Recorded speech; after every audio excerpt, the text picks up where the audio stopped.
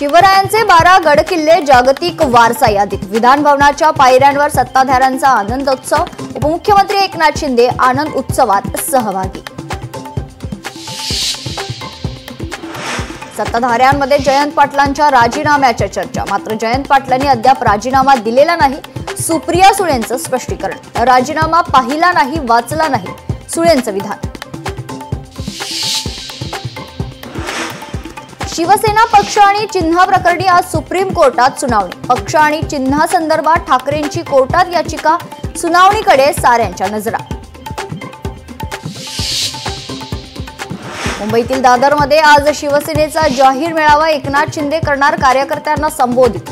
ठाकरे बंधूंच्या युतीवर काय बोलणार याकडे लक्ष। इगतपुरीत आजपासून मनसेचं 3 दिवसीय शिबिर। जिल्हा आणि राज्यस्तरीय पदाधिकाऱ्यांना राज ठाकरे करणार मार्गदर्शन। मनसे प्रमुख काय बोलणार याची उत्सुकता। नवनियुक्त भाजपा प्रदेशाध्यक्ष रवींद्र चव्हाण ॲक्शन मोडवर। आजपासून 6 दिवस भाजपाच्या मॅरेथॉन बैठका। निवडणुकांच्या पार्श्वभूमीवर हालचालींना वेग।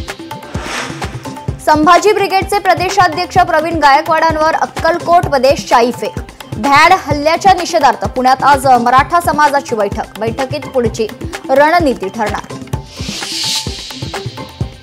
बच्चू कडूंच्या सातबारा कोरा करा यात्रेचा आज समारोप। पहिली शेतकरी आत्महत्या झालेल्या चिलगवान गावाला देणार भेट। अंबोडा गावात सकाळी 10 वाजता जाहीर सभेचंही आयोजन।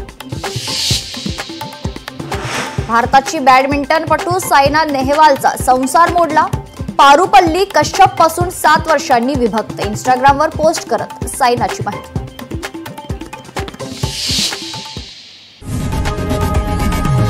लोकशाही मराठी ऐका, पहा, जागरूक रहा।